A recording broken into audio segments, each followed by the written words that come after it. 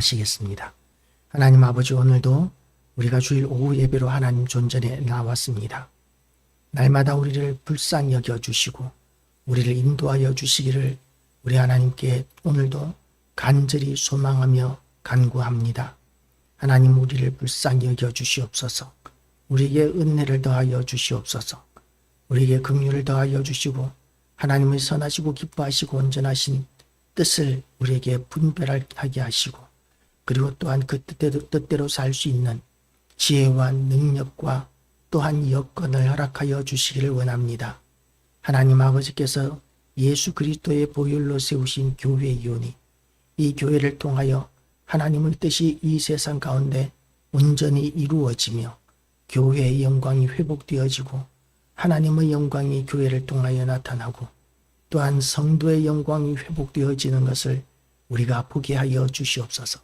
우리의 모든 헌신과 수고와 또한 우리가 있는 모든 자리 가운데서 우리가 구할 것은 충성이지만 하나님 아버지, 우리가 충성하고 헌신하고 우리가 우리의 자리를 지키고 사명을 감당하는 모든 상황 가운데서 열매는 하나님 손에 매여 있는 것이지만, 그러나 하나님 아버지, 우리에게도 그 열매들을 보게 되는 복을 허락하여 주셔서 우리가 이 악한 세상 가운데서 실족하거나 낭망하지 않게 하여 주시고 전능하신 하나님의 살아계심을 날마다 기쁨으로 증거하고 전파할 수 있는 은혜를 우리에게 허락하여 주시옵소서. 우리가 더욱더 강하고 더욱더 담대해질 수 있도록 우리를 격려하여 주시고 우리를 인도하여 주시기를 간절히 원합니다. 하나님께서 또한 이 악한 세상 가운데서 우리가 위축되지 아니하고 예수 그리스도를 부끄러워하지 않고 하나님을 부끄러워하지 아니하도록 하나님 아버지, 하나님이 하시는 위대한 일들을 볼 수 있는 눈을 허락하여 주시고, 그래서 강하고 담대해짐으로 말미암아 세상에 또한 강하고 담대함으로 하나님을 자랑하고 예수 그리스도를 자랑하는 교회와 성도들 다 되게 하여 주시옵소서. 오늘도 선포되어지는 말씀을 통해서 하나님의 사랑과 은혜를 우리가 깨닫게 하여 주시옵소서. 종의 입술을 하나님께서 오늘도 성령의 숯불로 태우시고 인도하여 주시기를 원합니다. 예수 그리스도의 이름으로 기도드리옵나이다. 아멘. 소민이는 왜 안 내려와요? 오예배 말씀입니다. 이스라엘 백성들이 이제 포로로 가게 되는 절망적인 상황 가운데서 하나님 앞에 원망하고 불평합니다. 하나님, 왜 이러십니까? 우리의 상황이 왜 이렇습니까? 우리가 그래도 하나님을 섬기는 백성이지 않습니까? 우리보다 더 악한 자들도 잘 살아가는데 하나님, 우리는 무슨 죄가 그렇게 많다고? 물론 하나님, 죄가 있는 것은 인정하지만 그럼에도 불구하고 더 악한 자들도 잘 살아가는데 하나님, 우리를 왜 이렇게 힘들게 하시고 멸망하게 하십니까? 하나님은 불공평하신 거 아닙니까? 라고 이렇게 하나님을 원망하는 목소리들이 이스라엘과 유다 백성들 가운데서 많이 일어나게 되었습니다. 사실 사람의 눈으로 보면 얼마든지 그런 원망과 불평을 할 수 있습니다. 왜냐하면 이스라엘을 멸망시킨 나라 앗수르인데 역사상 가장 악독한 민족 가운데 하나이고, 또한 바벨론이 이렇게 유다를 멸망시켰는데, 그런데 바벨론도 악하기 짝이 없는 우상 숭배하는 나라고 하나님을 알지도 못하는 그런 나라입니다. 그러니까 바벨론이나 앗수르에 비하면 유다나 이스라엘은 너무 착하고 선한 나라이고 민족이라고 이야기할 수 있습니다. 그런데도 불구하고 하나님께서는 저 악한 앗수르와 바벨론을 사용하셔서 그 비교적 그나마 나아 보이는 이스라엘과 유다를 멸망시키는 그런 일을 하고 계시는 것이죠. 그러니까 이제 하나님께 대해서 유다 백성들이 원망하게 되는 것입니다. 하나님, 불공평하지 않습니까? 하나님은 공의의 하나님이라고 하시더니 지금 우리 눈앞에 나타나는 이 상황을 보면 그야말로 불공평하지 않습니까? 하나님께서 저 민족들을 먼저 진멸하셔야 되는 거 아닙니까? 우리보다도 저들을 먼저 심판하셔야 되는 거 아닙니까? 라고 이렇게 하나님을 원망하고 불평하게 되어 있는 것이죠. 그런데 하나님께서는 뭐라고 말씀하시느냐 하면 하나님은 공의로우시고 공평하신 하나님이시라고 선포하고 계십니다. 우리는 공의와 공평을 우리의 기준으로 생각하고 판단합니다. 그래서 내 마음에 옳은 대로 하나님도 판단하고자 합니다. 사람이 판단하면 기준이 들쭉날쭉해지게 됩니다. 인간 세상에는 그래서 그 들쭉날쭉한 사람의 판단을 공평하게 하기 위하여 법이라는 것을 만듭니다. 그래서 모든 심판을 법을 기준으로 심판하게 되어 있습니다. 그런데 인간이 재판관이 되다 보니까 기준이 되는 법이 있음에도 불구하고 똑같은 범죄에 대해서 판사가 누구냐에 따라 그 판결이 들쭉날쭉한 현상을 우리는 얼마든지 볼 수 있습니다. 그래서 우리는 사법부에 대해서 세계적으로 가장 불신하는 나라, 사법부의 신뢰도가 가장 무너져버린 나라가 되었다는 이야기를 하는 거죠. 우리나라 사람들은 사법부를 믿지 않는 비율이 전 세계에서 가장 높습니다. 법원을 믿지 못하고 검사를 믿지 못하고 그렇게 되기 때문에 내가 어떤 죄를 지어서 처벌을 받는다면 불평할 수밖에 없습니다. 판사만 잘 만났으면 똑같은 상황에서도 벌을 받지 않을 수 있고 무죄 될 수 있었을 텐데 잘못된 판사를 만나서 이런 벌을 받는다 라고 얼마든지 생각할 수밖에 없는 그런 정도의 이 재판에 대한 결과가 들쭉날쭉한 것, 이것이 우리나라의 한계일 뿐만 아니라 인간이 재판하는 모든 재판의 결과입니다.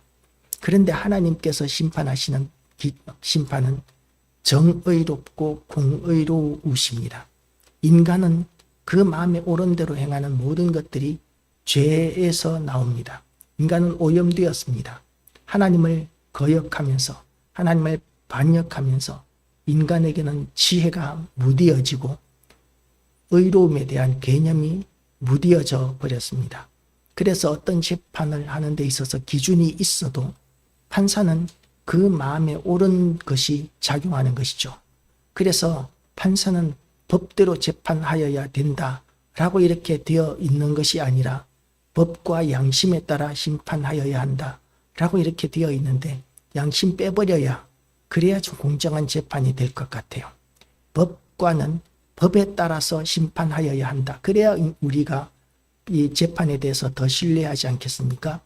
법관이 자기 양심, 자기가 옳다고 생각하는 그런 판결을 하는 순간 법이 왜곡되기 시작하고 코에 걸면 코걸이, 귀에 걸면 귀걸이식으로 이 법의 해석이 달라지게 되고 판결이 달라지게 되니까 그래서 법관은 법에 따라 판결하여야 한다라고 하는 것이 저는 옳다고 생각합니다.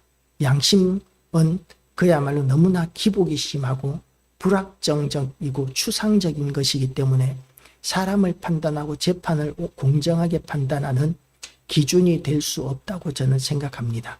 그것 때문에 우리나라 사법부가 이렇게 불신을 받고 있는데도 불구하고 법관은 법과 양심에 따라 재판하여야 한다라는 그런 말을 이용해서 법관들이 재판을 마음대로 사유하는 그런 현상들을 우리가 불평하고 있는 것이죠.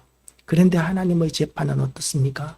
하나님은 절대적인 선이시고 절대적인 기준이십니다. 그래서 하나님이 하시는 것은 언제나 옳다는 것을 우리는 인정해야 합니다. 왜냐하면 하나님은 사랑이시고 하나님은 천지 만물을 창조하신 전지전능하신 하나님이시기 때문에 하나님은 실수하는 법이 없으십니다. 인간은 얼마든지 실수가 있기 때문에 1심, 2심, 3심이 있고 그리고 또한 세월이 지나고 난 뒤에 뭔가 새로운 사실이 밝혀지게 되면 그러면 재심이라는 제도까지 있어서 기존에 했던 재판들이 뒤집어지는 경우들도 얼마든지 있지만 하나님께서 심판하시는 그 심판은 한 번에 이루어지는 심판이지만 그러나 그 심판은 절대적으로 완전해서 틀리는 법이 없고 뒤집어지는 법이 없습니다. 그래서 하나님의 심판은 항상 옳으시다는 것을 우리는 인정해야 합니다.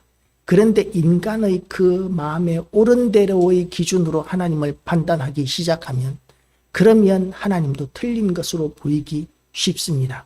절대 선이신 예수 그리스도께서 이 땅에 오셨을 때에 바리새인과 서기관들과 사두개인들은 예수님을 죄인으로 그렇게 매도했었습니다.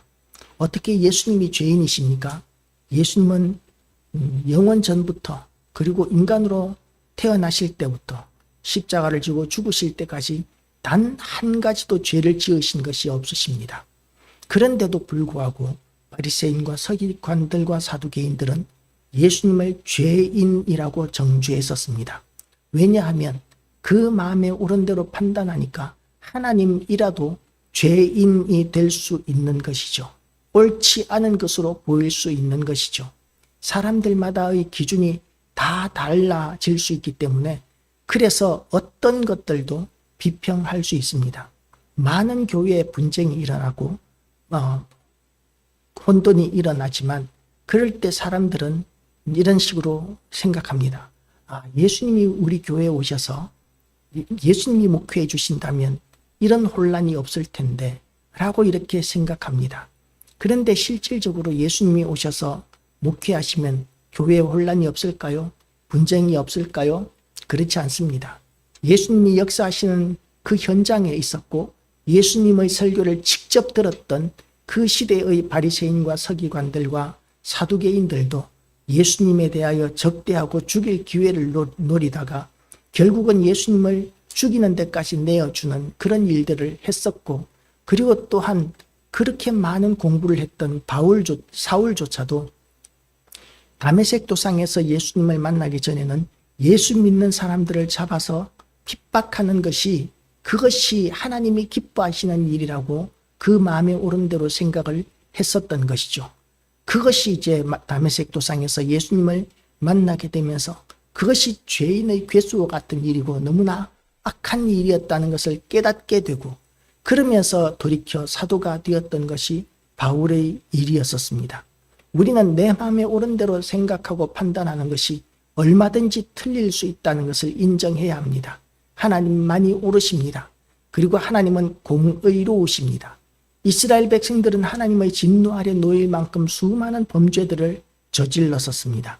그리고 또한 그런 이스라엘과 유다를 심판하는 데 사용되는 아수르와 바벨론은 훨씬 더 악합니다. 그런데도 불구하고 하나님께서 그 아수르와 바벨론 그리고 또한 이스라엘 백성들 가운데서 악한 자들만 심판하시는 것이 아니라 모든 백성들이 다 망한 나라의 비극 가운데서 고통하게 되는 이런 일들을 허락하시는 이유가 뭐냐 하면 하나님께서는 죄인이라 할지라도 언제든지 회개하고 돌이키기를 원하시고 기대하시는 하나님이시기 때문에 그렇습니다. 하나님의 뜻은 심판하고 진멸하는 것이 하나님의 뜻이 아니시고 모든 사람이 회개하고 구원받는 것, 천국에 들어가게 되는 것이 하나님이 원하시는 일입니다. 우리는 어떻습니까? 우리는 그렇지 않죠. 죄 지은 사람이 심판받기를 원합니다. 그리고 저주받기를 원합니다. 물론 그렇게 해서 하나님의 공의가 이루어져야 세상에 평화가 올 것입니다. 세상의 질서가 유지되기 위해서는 죄인들이 심판을 받아야 합니다. 불완전한 심판이라도, 불완전한 사법체계라도 존재하지 않는 그런 혼란스러운 세상보다는 훨씬 더 유리하기 때문에 우리는 이런 불편부당한, 불합리한, 불공평한 재판, 사법제도라도 인정할 수밖에 없는 것이죠. 그런데 하나님께서는 절대 선이시고 절대 공의이신 하나님이십니다. 그 하나님께서는 세상의 질서를 유지하는 그 모든 방편의 가장 중심이 하나님이시라는 것을 주장하고 계십니다. 너희가 주 여호와 하나님을 경외하면 이라고 하나님께서는 끊임없이 말씀하십니다. 주 하나님을 여호와를 경외하라. 끊임없이 말씀하십니다. 이 세상의 모든 질서가 그거 한 가지로 모두 다 완성될 수 있습니다. 하나님을 경외하고 하나님을 두려워하는 마음이 있는 사람이 하나님 앞에서 감히 죄 짓는 일을 할 수 없습니다. 요셉이 보디발의 아내의 유혹을 받았을 때에 그 젊은 청년이 그 보디발 아내의 유혹을 뿌리치기가 얼마나 어려웠겠습니까? 그런데 뿌리칠 수 있었던 가장 중요한 원인이 뭐냐면 보디발의 아내가 못생겨지도 않았을 거예요. 보디발의 아내의 유혹에 넘어가는 것이 자기에게 얼마나 유리한 일인지도 알았을 것입니다. 그런데도 불구하고 그 유혹을 뿌리칠 수 있었던 이유가 뭐였느냐 하면 요셉은 이렇게 이야기합니다. 나는 주 여호와 하나님 앞에서 죄를 범할 수 없습니다. 라고 하면서 그 유혹의 현장에서 도망쳐 나갔었습니다. 주 여호와 하나님을 경외하고 그 앞에서 살아가는 사람은 죄를 범할 수 없습니다. 그런데 이 땅에 수많은 교인들이 그리고 또한 수많은 중직자들이 주 여호와 하나님을 경외하지 않고 그 앞에서 살지 않기 때문에 죄를 범합니다. 그래서 하나님께서는 과거의 죄가 어떠했든지 간에 현재의 상태가 어떠하든지 간에 구원받을 사람은 주 여호와 하나님을 경외하고 그분이 언제나 진리이시고 공평하시고 정의로우신 분이시라는 것을 인정하라고 말씀하십니다. 그런 사람들은 살 것이라고 말씀하십니다. 우리의 의가 어디에 있습니까? 우리는 다 죄인입니다. 의인은 없나니 한 사람도 없느니라고 로마서에서는 그렇게 선포하고 있습니다. 그래서 우리가 구원받으려면 어떻게 해야 됩니까? 착하게 살아야 합니까? 착하게 사는 것으로는 한계가 있습니다. 우리가 착하게 산다고 해서 과거에 범하였던 우리의 죄가 없어지겠습니까? 그런 일은 없습니다. 과거의 죄는 과거의 죄 그대로 남아있게 되고 현재의 그런 상황들, 현재 좀 착하게 산다고 해도 우리 인간은 죄인이기 때문에 항상 착하게 지금부터 결심해도 착하게 살 수가 없습니다. 우리는 연약하기 때문입니다. 그럼에도 불구하고 하나님께서 인정해 주시는 의인은 어떤 사람이냐면 예수 그리스도 안에 있는 사람, 하나님 앞에서 살아가는 사람, 하나님을 경외하고 그분을 두려워하면서 하나님 앞에서 살아가는 사람을 하나님께서는 의인이라고 인정하십니다.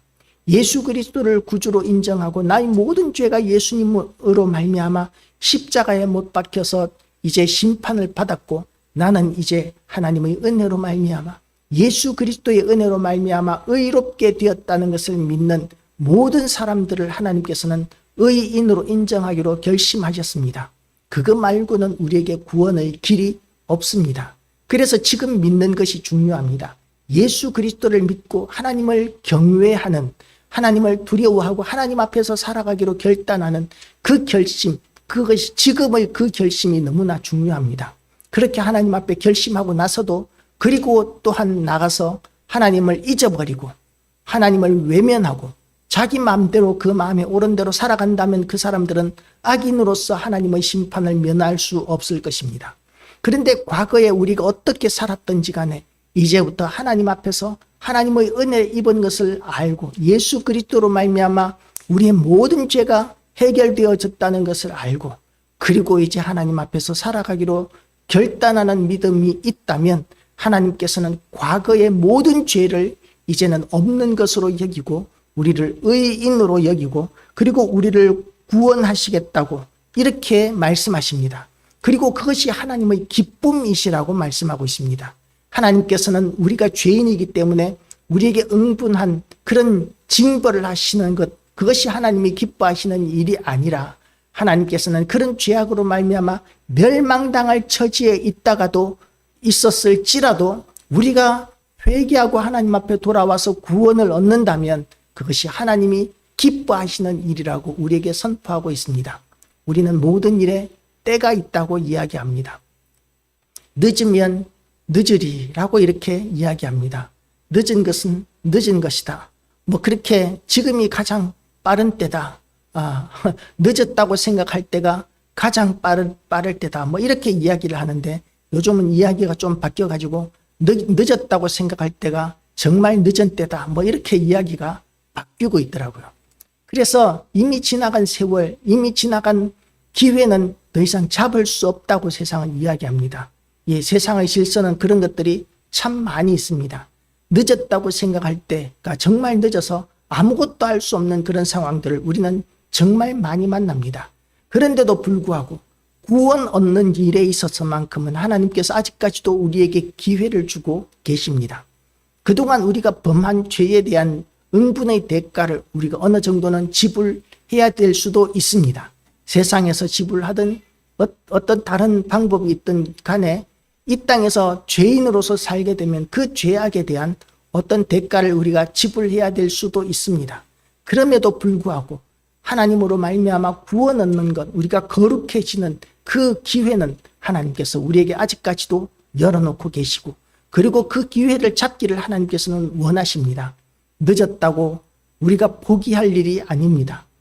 좀 더 빨리 우리가 구원 얻고 회개하고 하나님의 백성으로서 하나님 존전에서 살아가기로 결심하고 그대로 살아왔다면 너무 좋은 일이겠지만, 그렇지 못했을지라도 아직까지도 예수 그리스도로 말미암은 심판이 아직 시작되지 않았기 때문에, 우리의 생명이 아직 이 땅에 남아있기 때문에, 우리는 아직 심판대 앞에 서지 않았기 때문에 우리에게는 아직까지 기회가 있는 것이고, 이 기회를 하나님께서는 우리에게 잡으라고 말씀하십니다. 그것이 하나님의 기쁨이라고 우리에게 말씀하고 계십니다. 오늘도 날마다 우리의 삶 가운데서 예수 그리스도를 닮아가고 하나님을 더 기쁘시게 해드리는 삶으로 우리가 선택하고 결단하는 귀한 교회와 성도들 다 되시기를 주님의 이름으로 축복합니다. 기도하시겠습니다. 하나님 아버지, 이 세상에서의 일들은 늦었다고 생각할 때 정말 더 이상 아무것도 할 수 없는 그런 늦어버린 일들도 얼마든지 있습니다. 너무나 많이 있습니다. 모든 일에는 때가 있다고 합니다. 공부할 때가 있고 사업할 때가 있고 일할 때가 있고 쉴 때가 있고 잠잘 때가 있다고 이야기합니다. 하나님 아버지, 그러나 우리가 구원받는 일에는 하나님께서 우리에게 큰 은혜를 베풀어 주셔서 아직까지도 우리에게 기회를 주셨사오니, 하나님 아버지, 우리가 날마다 예수 그리스도를 닮아가는 그런 날들을 쉬지 않게 하여 주시옵시고, 오늘이 어제보다 더 나은 날이 될 뿐만 아니라 내일이 오늘보다 더 예수님을 닮아가는 날들로 우리가 살게 하여 주시옵시고, 날마다 하나님 존전에서 하나님을 두려워하고 하나님을 경외하며 하나님의 백성으로 살게 하여 주시기를 간절히 원합니다. 우리의 연약함을 하나님께서 불쌍히 여겨주시고 오늘도 우리를 붙들어 주시고 인도하여 주시옵소서. 예수 그리스도 이름으로 기도드리옵나이다. 아멘. 주기도문